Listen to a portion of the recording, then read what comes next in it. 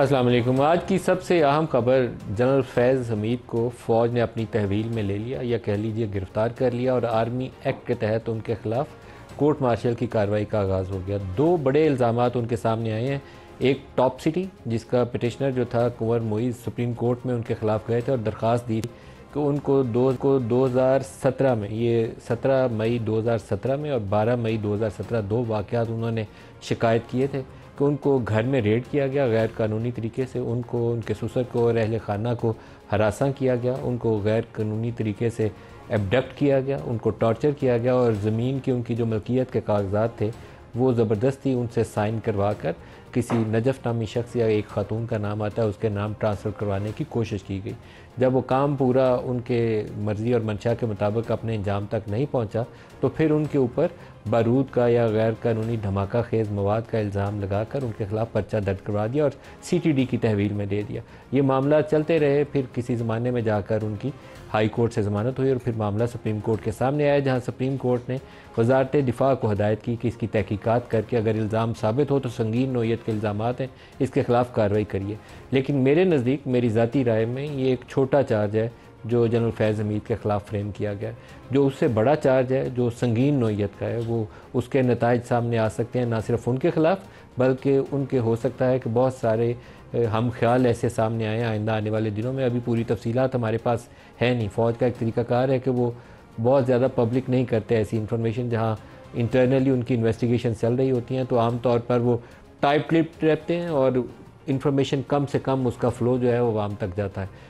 वो दूसरा हिस्सा क्या कहता है? दूसरा हिस्सा ये कहता है कि जनरल फैज़ हमीद के ख़िलाफ़ बाद रिटायरमेंट के बाद एक से ज़्यादा मुतअद्दद मल्टीपल खिलाफ वर्जियाँ जो है आर्मी एक्ट की वो इस्टेब्लिश्ड हो चुकी हैं। इस्टेब्लिश्ड, हैव बीन इस्टेब्लिश्ड, ये लफ्ज़ नहीं इस्तेमाल किया गया कि उनके ऊपर इल्ज़ाम है, बल्कि ये कहा गया कि उनके ख़िलाफ़ ऐसी कार्रवाइयाँ जो हैं साबित हो चुकी हैं। उन कार्रवाइयों की नौइयत की वजाहत नहीं की गई। अब कार्रवाइयों की नौइयत के ऊपर हम क्या सराई कर सकते हैं, क्योंकि नून लीग और PTI और दूसरी सियासी जमातों, इवन पीपल्स पार्टी के बहुत सारे जो चीदा रहनुमा हैं, उनसे जब आप बैकग्राउंड में इंटरेक्ट करते हैं और पूछते हैं कि 9 मई कैसे हुआ, तो मैं तो आर्मी के लोगों से भी ये सवाल पूछता हूँ कि 9 मई कैसे हुआ, क्योंकि आमतौर पर आर्मी का एक इंटरनल बहुत अच्छा इंटेलिजेंस का नेटवर्क है, तो उनको पता हो कि 9 मई जैसे वाक़यात पहले 2-3 हुए हैं। 9 मई जितने स्केल तो नहीं था उनका, लेकिन छोटे छोटे उनके ट्रेलर कह लें कि पहले हुए थे। वो ट्रेलर क्या थे कि पेशावर कैंटोनमेंट पे आग जलाओ गिराओ, यहाँ GHQ के बाहर जनरल बाजवा के ख़िलाफ़ बहुत ही बदबूदार किस्म की नारेबाजी की गई और इस तरह के बेशुमार कैंटोनमेंट्स के बाहर वाक़यात हुए। और ये वाक़यात कब हुए? 10 अप्रैल 2022 जब इमरान खान के ख़िलाफ़ नो कॉन्फिडेंस आई। इसके अलावा जिस दिन पेशावर से ये मार्च लेकर इस्लामाबाद आए 25 मई, उस दिन ये वाक़यात हुए। फिर इमरान खान वज़ीराबाद 3 नवंबर 2022 का अटैक, उस दिन ये वाक़यात हुए। तो वो 9 मई के पहले उन्हें एंटिसिपेट करना चाहिए था, उनके पास इंटेलिजेंस इंफॉर्मेशन होनी चाहिए थी। और इसके अलावा ये वाक़यात 200 इंस्टॉलेशन हिट हुई थी, तो इसमें इंटरनल लोगों की इन्वॉल्वमेंट का क्या स्केल है? ये मेरा एक सवाल होता है कि मैं जानना चाहता हूँ। फ़ौज का जवाब ये होता है कि हमने 10, 12, 15 जिन लोगों के ख़िलाफ़ उन्होंने कार्रवाई की वो कहते हैं हमने कार्रवाई कर दी। लेकिन जब आप सियासतदानों से पूछते हैं, वो फ़ौज के ख़िलाफ़ पब्लिकली कुछ भी बयान देने से गुरेज करते हैं। लेकिन वहाँ एक क्या सराई सामने आती थी कि कुछ ऐसे इमरान खान के स्कूल ऑफ थॉट के या उनके हम ख्याल या PTI के सिंपथाइज़र्स मौजूद थे, जो हो सकता है कि उनकी आज भी मदद कर रहे हो। मैं पूछता था जेल में कैसे मदद कर रहे हैं? जेल में तो वो बंद है, डयाला में तो किसी की इजाज़त के बगैर बंदा नहीं जा सकता। उनका ख्याल ये था कि अभी भी वहाँ से इमरान खान के साथ कुछ लोग इंटरेक्ट करते हैं। अब ये बादज़ रिटायरमेंट जो खिलाफ वर्जी है, इसका स्केल बड़ा अजीबोगरीब है। मैं इसके ऊपर टोटली अपने असेसमेंट, आपको अपना एनालिसिस दे सकता हूँ। इसको ये फ़ौज की खबर ना कहिएगा, ये एनालिसिस है मेरा। दो हिस्से हैं इसके। 9 मई क्यों किया गया था? 9 मई इसलिए किया गया था कि एक ऐसी सिचुएशन डेवलप हो, फ़ौज के इंटरनली सिचुएशन डेवलप हो। आर्मी चीफ जो है वो इतनी ज़्यादा 200 जगहों पे आर्मी इंस्टॉलेशन अगर अटैक होती हैं, फ़ौज आगे से रिटेलिएट करेगी, गोली चलाएगी, बंदे मारे जाएंगे, जैसे बांग्लादेश में 300 नौजवान मारे गए, तो आर्मी चीफ अपने अहदे पे बरकरार नहीं रह सकेगा। ये आप इस तरह के ऑपरेशन के अंदर 2-3 चीज़ें जो ख्याल होते हैं, तो एक ख्याल ये होता है कि उसके बाद आर्मी चीफ अपने अहदे पे बरकरार नहीं रह सकेगा, या वो एम्बेरस होगा, स्टेप डाउन कर देगा, या कोर कमांडर अंदर से उसके ऊपर गुस्सा करेंगे कि ये क्या सूरत हाल पैदा हो। वो उस दिन उन्होंने जिस तरीके से मामलात को हैंडल किया, फ़ौज ने जो अभी गोली नहीं चलाई, किसी के ख़िलाफ़ कार्रवाई नहीं की, वो मामलात बच गए। लेकिन दूसरा सवाल अभी भी कायम है कि फ़ौज के अंदर से किन लोगों का क्या रोल था। 9 मई जिस दिन फ़ौजी इंस्टॉलेशंस के ऊपर अटैक किया गया और जिस दिन पीटीआई के लोग पकड़े गए, उसके पीछे किसका क्या रोल था और क्या इसके पीछे ऐसे रिटायर्ड लोगों का रोल था जो इमरान के लिए सियासी चालें या हिकमत अमली क्या होनी चाहिए उसमें उसको एडवाइस कर रहे हो। क्यों जाना चाहिए जीएचक्यू में, या क्यों जाना चाहिए लाहौर कोर कमांडर के घर में, या क्यों जाना चाहिए पेशावर कैंटोनमेंट में, या किला चकदिरा या बाला हज़ार में, क्यों जाके इन जगहों पे जाना चाहिए, या वो जो एम आलम एयर बेस थी उसको ऊपर जाके, या आईएसआई के ऑफिस के ऊपर जाके क्यों अटैक करना चाहिए। कुछ there should be a logic ना, उसके पीछे कोई प्लान या कोई मनसूबाबंदी होनी चाहिए। मैं किसी का सिंपथाइज़र तो हो सकता हूँ, लेकिन ये मैं कैसे सोचूंगा कि मुझे जाके जीएचक्यू के बाहर ये काम करना है या कोर कमांडर हाउस के अंदर ही करना है। ये वो सवाल था जिसका मुझे आज तक क्लैरिटी से जवाब नहीं मिला। तो ये जो दूसरा हिस्सा है बादज रिटायरमेंट खिलाफ वर्जियों वाला, ये मेरा ख्याल है और मेरा क्यास और एनालिसिस यही है कि ये उस तरफ की इंडिकेशन है। आर्मी एक्ट के तहत आप 2 साल की एक पाबंदी होती है गवर्नमेंट सर्वेंट्स के ऊपर, फ़ौज के सारे जो लोग हैं रिटायरमेंट के बाद उनके ऊपर भी 2 साल का इतलाक होगा। उसके बाद एज ए फ्री सिटीजन अगर वो किसी के साथ भी सियासी कार्रवाई में हिस्सा लेते हैं तो उनके ऊपर कोई पाबंदी नहीं है। ये वो वाला हिस्सा है जिसके ऊपर मुझे अभी भी इंतज़ार है कि शायद इसके ऊपर ज़्यादा वजाहत के साथ अगर फ़ौज बात करे तो लोगों को समझने में आसानी होगी। उनकी जो गिरफ़्तारी है या उनके ख़िलाफ़ जो इन्वेस्टिगेशन का अमल है या उनके ख़िलाफ़ जो कानूनी कार्रवाई का अमल होगा, उसके ऊपर भी लोगों के लिए इस चीज़ को समझने के लिए और उसको ज़्यादा काबिल कबूल बनाने के लिए भी एक बहुत ज़रूरी अमल ये होगा कि इसमें शफाफियत लाई जाए। और इसमें जितनी ट्रांसपेरेंसी होगी उतना फ़ौज का कद काठ अच्छा होगा और फ़ौज के हर किए हुए काम के ऊपर लोगों का ट्रस्ट होगा, एतमाद होगा। इस कार्रवाई के अंदर भी फ़ौज का एतमाद, लोगों का एतमाद शामिल हो जाएगा जब पूरी तफसीलात उनके सामने रखेंगे कि क्यों पकड़ा हमने, क्या चीज़ें इस्टेब्लिश हुई विद फैक्ट्स, सिर्फ मेरे कहे के ऊपर नहीं बल्कि वो चीज़ें जो दस्तावेजी सबूत के साथ किसी कोर्ट ऑफ लॉ के अंदर इस्टेब्लिश की जाए, वो चीज़ें सारी सामने रखी जाए और फिर उस कार्रवाई के अमल को आगे बढ़ाकर लोगों को जब हम आगाह करेंगे तो लोग मानेंगे।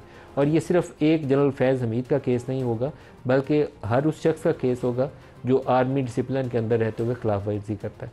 अब फ़ौज के अंदर मैं यहाँ आपको थोड़ा सा एक बिगर पिक्चर में एक बात करूँ कि फ़ौज 7-8 लाख अगर फ़ौज है तो उसमें आम तौर पर 2-4-6 लोगों के ऊपर इल्ज़ाम होता है। 8 लाख लोगों के ऊपर इल्ज़ाम नहीं होता, 8000 के ऊपर, 800 के ऊपर भी नहीं होता। 5-4-6 लोग ऐसे होंगे जिनके ऊपर लोग शक वाली नज़र से देखते हैं कि ये, मैं सुबह भी बोला दोबारा दोहराऊंगा कि ईरानियन बॉर्डर के ऊपर अगर बड़ी ऑयल स्मगलिंग होती है तो लोग पूछेंगे कि ऑयल स्मगलिंग क्यों हो रही।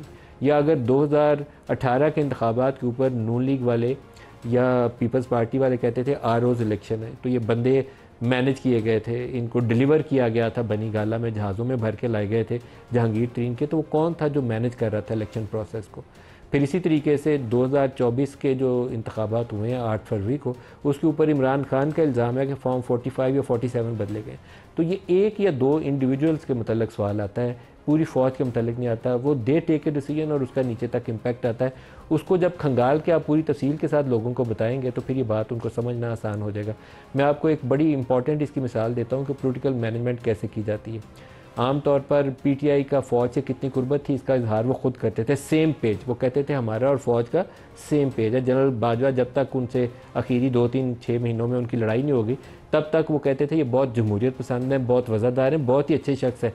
नहीं तो नून लीग और पीपल्स पार्टी वाले तो इस काबिल नहीं है कि उनसे बात की जाए। जनरल बाजवा ही हैं जो सारा कुछ लेके चल रहे हैं। इतने अच्छे लफ्ज़ों में इमरान खान उनका तज़किरा करते थे और जनरल बाजवा भी उतने ही अच्छे लफ्ज़ों में, हम जब उनसे मिलते थे उतने ही अच्छे लफ्ज़ों में इमरान का तज़किरा करते थे। जब बिगाड़ पैदा हुआ तो सूरत हाल ख़राब हुई। लेकिन करते क्या थे, आईएसआई बंदे कैसे मैनेज करती थी। आईएसआई बजट के पास होने के वक्त जब पीटीआई के जो खफा लोग थे बजट के लिए वोट करने पे तैयार नहीं होते तो आईएसआई का एक कर्नल या एक ब्रिगेडियर उसकी ड्यूटी लगती थी, वो बंदे मैनेज करता था। सेनेट इंतखाबात में जब यूसुफ रज़ा गिलानी इंतखाबात जीत गए और हफीज़ शेख इंतखाब हार गए, ये इमरान के लिए एक बड़ा झटका था। इमरान ने कहा कि no confidence, vote of confidence लूँगा मैं कौमी असम्बली के अंदर ताकि इस्टेब्लिश हो कि prime minister majority of the house अभी भी कमांड करता है। वोट ऑफ कॉन्फिडेंस लेने का फ़ैसला कर लिया लेकिन इनके बंदे वोट डालने आ नहीं थे रहे। तो आईएसआई से लाहौर बैठे चिड़ियाघर से एक अफसर ने, इनके तकरीबन 22 MNAs थे जो पीटीआई से नाराज़ थे और उसमें से 17 या 18 ऐसे थे जो PMLN से टिकट्स आइंदा का हासिल करने के लिए PMLN के साथ अपनी हमदर्दियाँ वाज़े कर चुके थे और यहाँ से नवाज शरीफ को लंदन फ़ोन करके मादी की गलतियों की माफ़ी तलाफ़ी भी कर चुके थे और कुछ 5-6 लोग पाकिस्तान पीपल्स पार्टी की तरफ जाने का रुझान रखते थे। तो टोटल 22 से 24 MNAs थे जो इनको वोट डालने के लिए तैयार नहीं थे। तो चिड़ियाघर लाहौर से बैठे हुए एक अफसर ने, मैं उनका नाम जानता हूँ क्योंकि जब MNAs को कॉल आ रही थी तो उन दिनों हम सारा दिन इनके कवरेजेस में इनके पीछे घूम रहे होते थे, तो वहाँ से इनको कॉल करके तो मैनेज किया जाता था और इनके बंदे डिलीवर किए जाते थे। और बकौल जनरल बाजवा के, ये मैं उनको कोट कर रहा हूँ कि फिर हमने, शायद उन्होंने किसी प्रेस टॉक के अंदर कैमरे के ऊपर भी ये बयान दिया कि फिर हमने इमरान खान से, उस वक्त के वज़ीर आज़म से कहा कि वज़ीर आज़म साहब, ये आखिरी दफ़ा है कि ISI ये खिदमत या फ़ौज आपके लिए खिदमत सर अंजाम दे रही है, आइंदा से फ़ौज ये आपके लिए खिदमत सर अंजाम नहीं देगी, तो आइंदा आपको खुद से संभालना है। तो उसके बाद ज़्यादा अर्सा वो संभाल नहीं पाए, उनके खिलाफ वोट ऑफ नो कॉन्फिडेंस आया और हुकूमत उनकी चलती बनी। प्रोग्राम के आगाज़ में साहब हमारे साथ शामिल हो रहे हैं फैसल वाडा साहब। अस्सलाम वालेकुम। सर फैसल वाडा साहब, जनरल फैज़ के ख़िलाफ़ कार्रवाई, आप बहुत तवील अरसे से हमारे इन प्रोग्राम्स में बाज़ औक़ात नाम लेते थे और बाज़ औक़ात नाम लिए बगैर आप ऐसे इस्तारे इस्तेमाल करते थे जिससे शायद बहुत सारे लोगों को समझ आती होगी, बहुत सौ को नहीं आती होगी। आज कार्रवाई गिरफ्तारी हो गई और कोर्ट मार्शल का आगाज़ हो गया, आप क्या देखते हैं? बहुत शुक्रिया नदीम साहब। अनफॉर्चुनेटली मैं मुल्क के अंदर नहीं हूँ, लेकिन आपने बिल्कुल सही कहा। मैं खास कहता था, खास की बारी आएगी, जो खास नहीं रहा। तो खास जनरल फैज हमीद थे और छोटे मोटे खास समेत अभी बहुत सारी चीजें की बारी आनी है। इन्होंने बगावत मुल्क का साजिश की है और ये अकेले नहीं है, इसमें पानी PTI और कुछ मुल्क के बाप बने में जो बौने हैं, ये पाकिस्तान का ऐसा बुत ताकतवर गिराया गया है। इसका सारा क्रेडिट आप army chief general Asim Munir साहब को दें कि उन्होंने अपनी ईमानदारी से बता दिया कि पाकिस्तान पहले है, हमारा इदारा पाकिस्तान है तो इदारे हैं। और उन्होंने जो एक प्रेसिडेंट सेट किया जो 75 साल में नहीं हुआ। और DGISI हिमसेल्फ बहुत पावरफुल पोजीशन होती है, लेकिन DGISI एज फैज हमीद तो 5 टाइम मोर पावरफुल हो जाती है क्योंकि वो खुली छूट थी। तो अब आपको मैं आगे दावा करना जा रहा हूँ कि PTI आपको लेटी हुई, सियासी तौर पर यकीन, उसकी कमर टूटी हुई नजर आएगी और गोले गंडे की तरह शहद और शक्कर अलग अलग रंग से ठंडे मिजाज से बात होगी। 9 मई एड्रेस होने जा रहा है। आपने 9 मई एड्रेस होने जा रहा है। कैसे 9 मई में जनरल फैज का क्या ताल्लुक है? 9 मई में आपको फैज का ताल्लुक मिलेगा, इमरान खान साहब का ताल्लुक मिलेगा, आपको अरशद शरीफ का कत्ल खुलते हुए नजर आ रहा है, शहीद का, हमारे दोस्त। 9 मई में आप कह रहे हैं जनरल फैज का ताल्लुक मिलेगा, ये बड़ा सीरियस इल्जाम आप आयद कर रहे हैं। देखिए, मैं तो आपको अपना तज्जिया दे रहा हूँ, अल्लाह की मेहरबानी अभी तक तो 95% 98% तज्जिया सही निकले। उस वक्त आपको तो याद रहा, आपने सीरियस लिया था, बाकी तो हंसते थे कि नहीं होगा कभी, लेकिन ये हुआ अल्लाह की मेहरबानी से और होना चाहिए। और इनको कोर्ट मार्शल तो क्या, ऐसे लोगों को कोड़े भी मारने चाहिए। तो अभी तो ये तमाशा शुरू हुआ है। मैंने आपको कहा था, आपने एक और जुमला इस्तेमाल किया, आपने कहा कि ये इन्होंने बगावत की कोशिश की। तो बगावत का मतलब यह है कि इन्होंने आर्मी चीफ के खिलाफ कुछ किसी को उकसाने की कोशिश नहीं, बगावत पाकिस्तान के खिलाफ, बगावत पाकिस्तान के खिलाफ कंट्रोवर्सी क्रिएट की, पाकिस्तान की सियासत को नुकसान किया, इदारों को नुकसान पाकिस्तान के खिलाफ क्या बगावत की? पाकिस्तान के खिलाफ ये बगावत कम है कि एक अचानक से धरने शुरू हो जाते हैं, अरशद शरीफ का कत्ल हो जाता है, पाकिस्तान में पोलराइज्ड हो जाते हैं, आर्मी के पेशावर में ये पोस्टेड होते हैं और वहाँ PTI के लोग धरना देने का आगाज तो पेशावर से शुरू हुआ जब ये DGI से ऐसे हट के वहाँ पेशावर गए थे। तो बहुत सारी चीजें हैं और ये अकेले फैज हमीद साहब इसमें इन्वॉल्व नहीं है। और कौन? अभी आपको बहुत सारी चीजें मिलेंगी। आपने कहा कुछ छोटे मोटे और खास भी हैं, आपने कहा वो क्या फौज के और लोग पकड़े जाएंगे? रेलेवेंट है ना।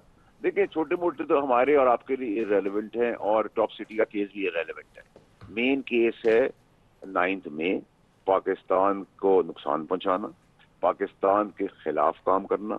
9 मई में आपके ख्याल में इनके साथ कोई और रिटायर्ड लोग भी शामिल हैं? रिटायर्ड तो मैं नहीं कह सकता, मतलब नेचुरली बहुत सारे लोग एक दूसरे का कंधा उठा के ऊपर नीचे हुए हैं अपनी जिंदगी के अंदर, आप बुझमान है अपनी जगहों के ऊपर आज भी और पाकिस्तान के बाप बने हुए, जबकि उनके अपने बड़े सीरियस एलिगेशन हैं, कत्ल में भी हैं इन्वॉल्व, डिग्रियों में भी जाली में इन्वॉल्व है, वो फाइनेंशियल करप्शन में भी इन्वॉल्व है। तो उन सब बोनों की बारी आनी है। मैंने आप ही के शो पे कहा था, आप भी हंस रहे थे कि नेशनल असेंबली मैंने कहा था खड़ी होगी, सेनेट खड़ी होगी और president of Pakistan reserve seats पे खड़े होंगे। आपने कहा पॉसिबल नहीं है, आपको याद होगा आपसे कोई मेहमान थे, मैंने कहा सर आप देखेंगे, वो हुआ। और इसी तरह 95% बातें जो मैंने की वो अल्लाह की मेहरबानी से हुई। तो ये भी आप देखेंगे। जनरल फैज के साथ कोई और लोगों की गिरफ्तारी का इम्कान है? देखिए, इम्कान तो कभी आपने सोचा था कि इतना बड़ा बुर्ज गिरेगा? गिरा ना। हमारा तो ईमान तकिया इस बात पे था कि चीफ की पास्ट परफॉर्मेंस देखते हुए मैं तो अल्लाह के बाद बहुत कॉन्फिडेंट था, आपको याद होगा, मैं तो कई महीनों सालों से कह रहा था ये होगा होगा, सब कहते नहीं हुआ, कहाँ हुआ, रुक गया। तो टॉप सिटी तो एक ब्लैक एंड व्हाइट केस है और वो मामूली सा केस है, लेकिन केसेस तो बड़े केसेस है। बड़े केसेस के अंदर पाकिस्तान को नुकसान पहुंचाना, जमहूरियत को, सियासत को, इदारे को, जो कत्ल गारत है उसके अंदर, तमस्कर है शहीदों का, अमारतों के ऊपर है, इनसाइड इंफॉर्मेशन है, अरशद शरीफ को दुबई से दिखलाने वाले आदमी जो जिन भूत था उसका काम है, बहुत सारी चीजें अभी होनी है। नदीम अली साहब, पाकिस्तान के लिए ये बड़ा प्रोग्रेसिव और प्रोडक्टिव टाइम आ गया है। पाकिस्तान की अल्लाह मैंने सुन ली है, ये छटने जा रहा है। मैंने आपके शो पे कहा था मुझ से बात जाते हुए कि अगस्त और सितंबर सर्दियों का मौसम है, सियासत गर्म होगी, आपको याद होगा, आपके प्रोग्राम का हिस्सा है वो रिकॉर्डेड, और जो एग्जैक्टली मैंने कहा था अल्लाह की मेहरबानी से वो वैसा ही हो रहा है, और आगे भी आप बहुत कुछ देखने जा रहे हैं और मजीद पाकिस्तान की बेहतरी के लिए देखने जा रहे हैं। एक कमेंट और कर दीजिए। आज शेख रशीद साहब का एक तबसरा है, उन्होंने कहा कि केयर टेकर्स की ढूंढने का काम शुरू हो गया और ये अगस्त के बाद सितंबर 20 तक हुकूमत चलता बनेगी। क्या आपको भी लगता है कि हुकूमत के जाने का वक्त आ गया? देखिए शेख रशीद साहब तो वो उनका जवाब वो खुद ही दे सकते हैं, लेकिन मुझे ऐसी कोई चीज नजर नहीं आ रही। लेकिन मुझे और बहुत कुछ नजर आ रहा है और कुछ चीजें ऐसी हैं जो मैं तड़प रहा हूँ, मैं जैसी मुल्क पहुंचू तो आपके शो पे आके बता दूँ और बताऊंगा इंशाल्लाह। फैसल वाडा साहब, बहुत शुक्रिया आपने हमें ज्वाइन किया। मिस्टर दानियाल चौधरी हमारे साथ हैं इस्लामाबाद स्टूडियोज़ में और माजिद निज़ामी साहब हमारे साथ हैं, दोनों को खुश आमदीद कहते हैं। दानियाल साहब, जनरल फैज़, मुझे याद पड़ता है शायद आपसे एक प्रोग्राम में, हमने प्रोग्राम के बाद या ब्रेक में किसी से पूछा था कि अभी भी क्या इमरान खान को कुछ रिटायर्ड लोग मशवरे दे रहे हैं या उनकी सियासी हुकूमत बना रहे हैं? आप ही से शायद बात हुई। बिल्कुल, मेरे से आप ही से बात हुई थी। बिल्कुल। तो आपका जवाब जो था उस वक्त अपनी ज़बानी बता दें, क्योंकि उस वक्त जो आपने जवाब दिया था मैं ऑन एयर बता नहीं था सकता, बैकग्राउंड इन्फॉर्मेशन थी। अब तो ऑफिशियल कार्रवाई है। बिस्मिल्लाहिर्रहमानिर्रहीम। दी भाई, थैंक यू फॉर इनवाइटिंग।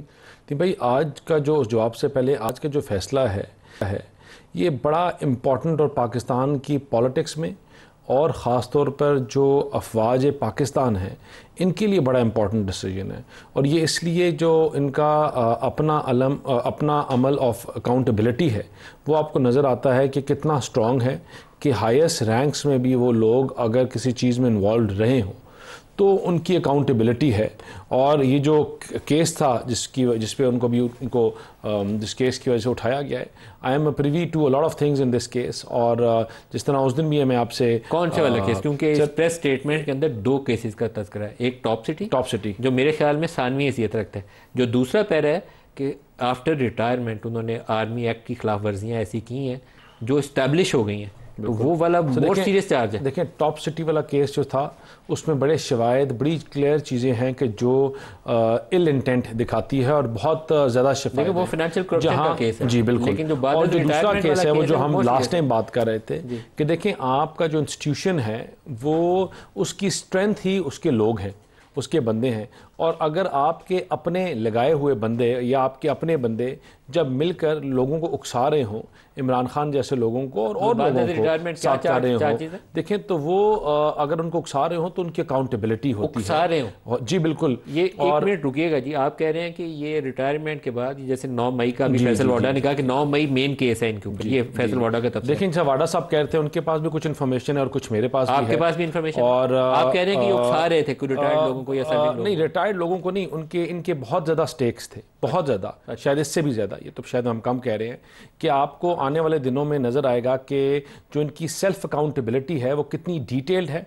आपको नजर आएगा कि आर्मी नहीं, जो आर्मी चीफ की जो विजन है वो कितना क्लियर है, और उनका इदारा हो या कोई और हो, फौज को तो मैं इस पे शाबाशी दे रहा हूं जो उनका इदारा हो या कोई और हो, उसकी अकाउंटेबिलिटी सबसे पहले। सही। अब वो उकसा किसको रहे थे? देखें, उकसाना जो है उसकी जो बेहतर डिटेल्स हैं आपके सामने आएंगी, लेकिन उनकी जो इन्वॉल्वमेंट है वो बहुत चीज़ों में नजर आई। 9 मई बहुत नहीं, 9 मई का भी मैं कह नहीं सकता, लेकिन आपको नजर आएंगी, आपके सामने आएंगी, because I can not cross the line before. लेकिन आपको इन कम लफ्ज़ों में मैं ये कह सकता हूँ कि आपके सामने अगले कुछ दिनों में बहुत ज़्यादा चीज़ें आएंगी, और वो चीज़ें जो पाकिस्तान को और अफवाज पाकिस्तान को भी नुकसान पहुंचाने की कोशिश की जा रही थी, और वो तमाम चीजें जो पाकिस्तान को नुकसान पहुंचाना, it's a very serious chargesheet जिसका आप तज़किरा कर रहे हैं। ये आपके सामने अगले माजिद निज़ामी साहब, आप ये आज बड़ा एक अनयूजुअल सीन है हमारे सामने। माजी में ऐसे इक़दाम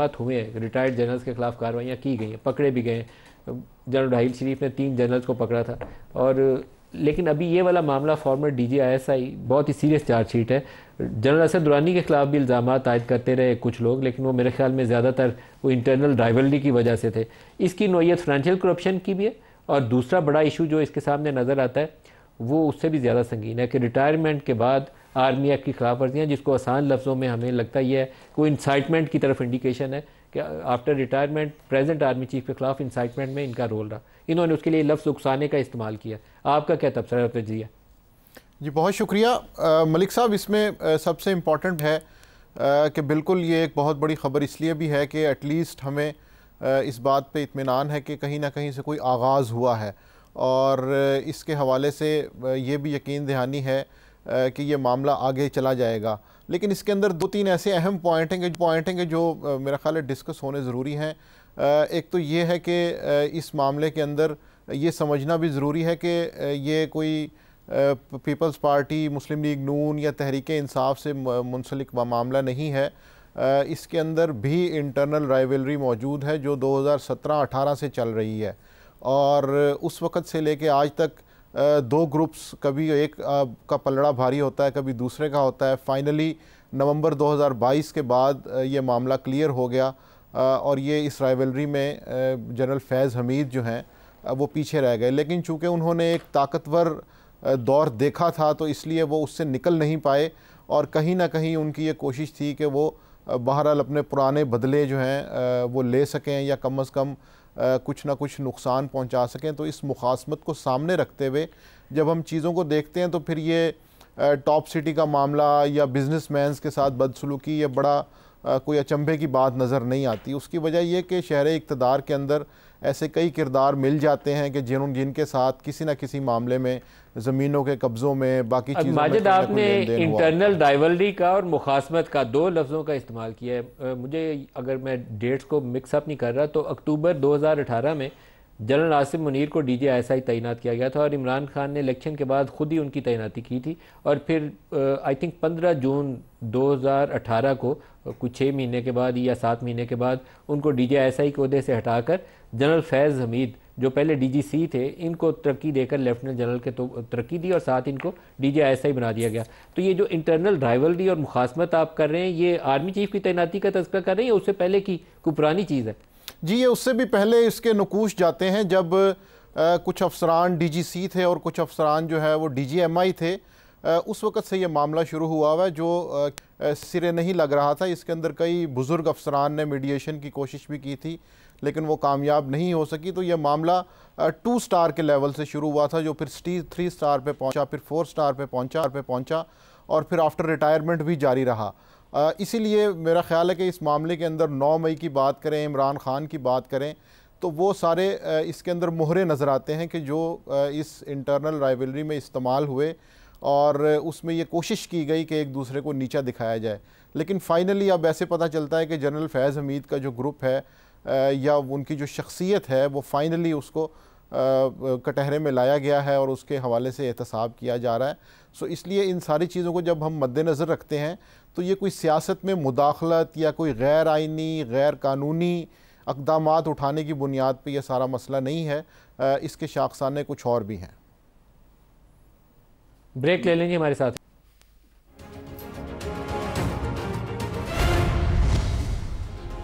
प्रोग्राम में दोबारा खुशामदीद कहते हैं। शोएब शाहीन साहब, अभी जो हमारे, एक चीज़ अगर मैं ऐड कर लूँ सर, मैं इसलिए वजाहत कर रहा हूँ कि मैं अभी, मेरे भाई ने जो बोल रहे थे पहले, उन्होंने बोला कि फ़ौज में 2 ग्रुप थे। फ़ौज में कोई 2 ग्रुप नहीं है। फ़ौज में एक ग्रुप है, वो है पाकिस्तान का, पाकिस्तान की फ़ौज, और पाकिस्तान की और फ़ौज की इंटरनल राइवलरी की बात की। कोई इंटरनल राइवलरी ना थी ना है।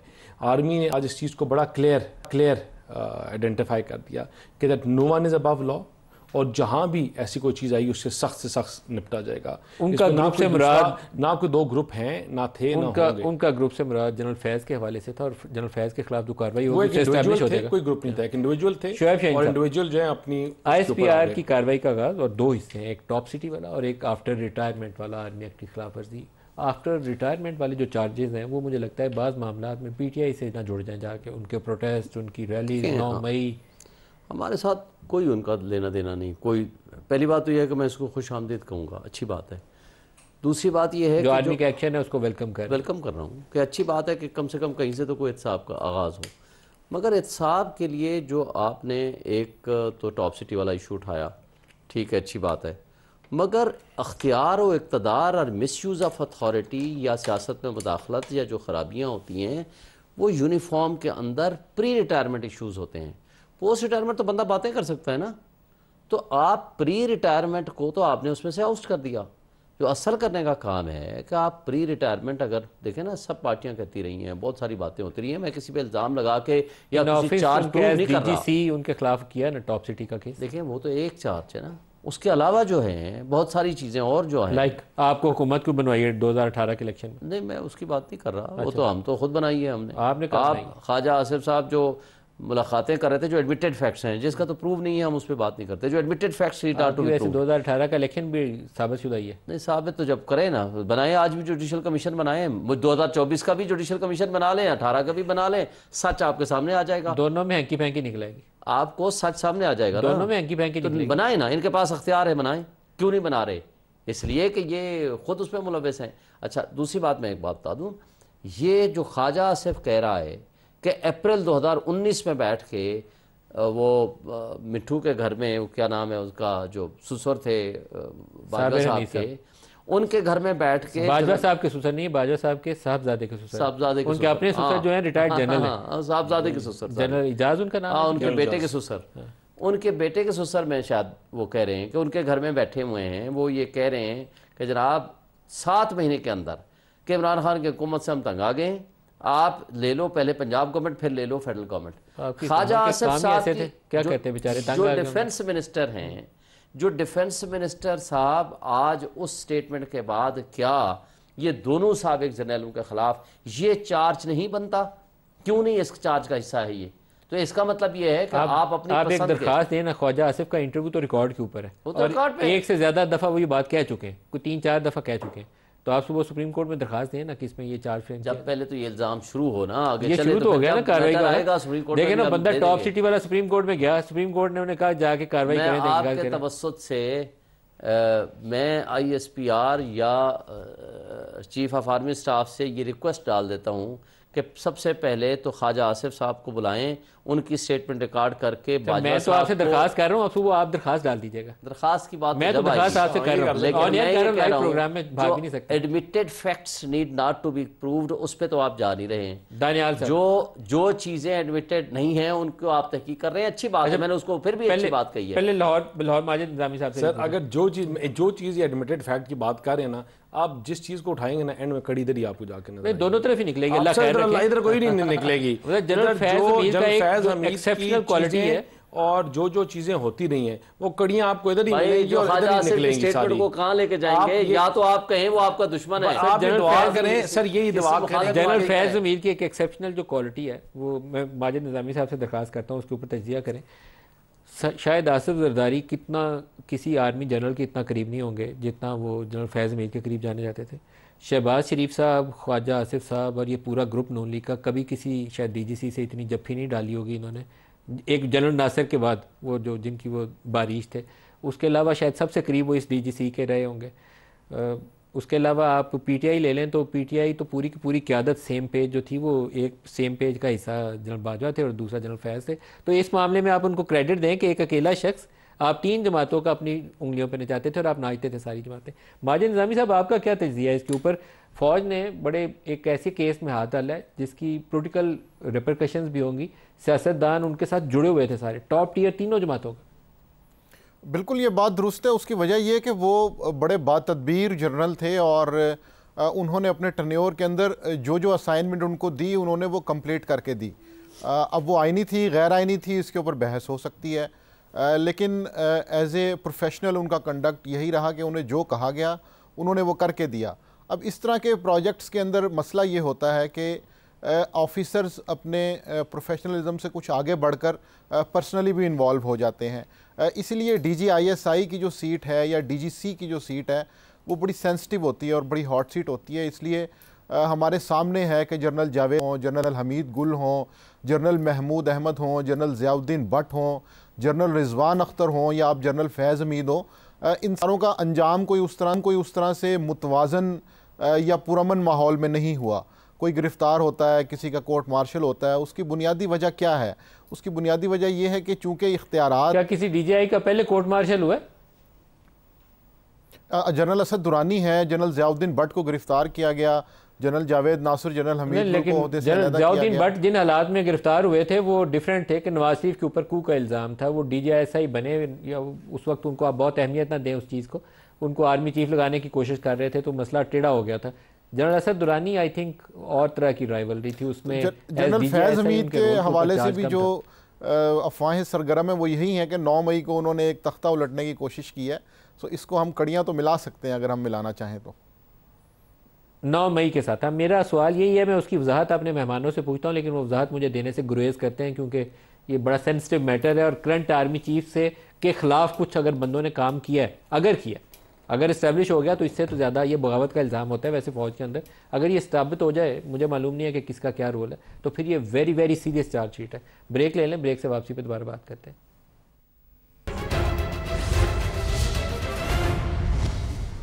Welcome back. बैरिस्टर दानियाल साहब, अगर 9 मई या ऐसे सियासी मामलात या चीफ के ख़िलाफ़ अगर कोई इंसाइटमेंट वाला मामला सामने आ जाए तो इस इल्ज़ाम की नोयत बिल्कुल ही बदल जाएगी। जो कुछ हम डिस्कस कर रहे हैं किसी और नोयत पर हो जाएगा, सीधी बगावत वाला वो चार्ज शुरू हो जाता है। नदीम भाई, पहले तो देखें कि अगर तो उसमें जो अभी तक बातें निकल रही हैं और जो सुनने में आ रहा है, और आपका ख्याल है कि कुछ और चीज़ें और चीज़ें अभी आएंगी जो सुनने में मिल रही हैं, अगर देखें ये साबित हो जाता है फिर तो ये बहुत बड़ा पंडोरा बॉक्स है। और फिर ये नहीं होता कि देखें आपने जब कोर्ट मार्शल की प्रोसीडिंग शुरू होती है तो वो इस तरह नहीं होती कि आपने जिस तरह हमारा कानून शहादत के तहत बंदे को उठा लिया उसके बाद इंक्वायरी शुरू करी। फ़ौज में पहले इंक्वायरी होती है, चीज़ों को सामने लाया जाता है और फिर उसके बाद ये एक सिलसिला शुरू होता है। देखो उनकी जो ऑफिशियल स्टेटमेंट है उसमें उन्होंने violations have been established after retirement, जी, जो बड़े मानी खेल लफ्ज़ हैं। एस्टैब्लिश्ड का मतलब जो है वो आप भी समझते हैं और मेरे भाई भी समझते हैं। तो ये पंडोरा बॉक्स जो है और जो ये सेल्फ अकाउंटेबिलिटी का ख़ास तौर पे जो चीज़ है, ये बहुत बड़ा पाकिस्तानी पॉलिटिक्स में, पाकिस्तानी सियासत में ये एक बहुत बड़ा एक्ट हुआ है। और आपको नज़र आएगा कि मैं जिस तरह पहले भी रिपीटेडली कहता रहा कि इसमें पाकिस्तान के ख़िलाफ़ साजिश हो रही थी और बड़े अरसे से हो रही थी और पाकिस्तान को कमज़ोर करने के ऊपर साजिश हो रही थी।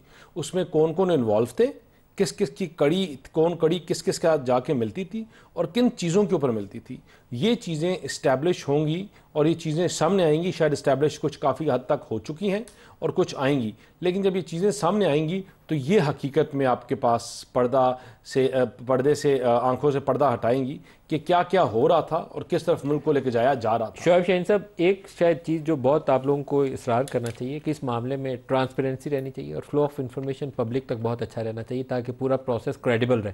बिल्कुल, ये तो बुनियादी शर्त है।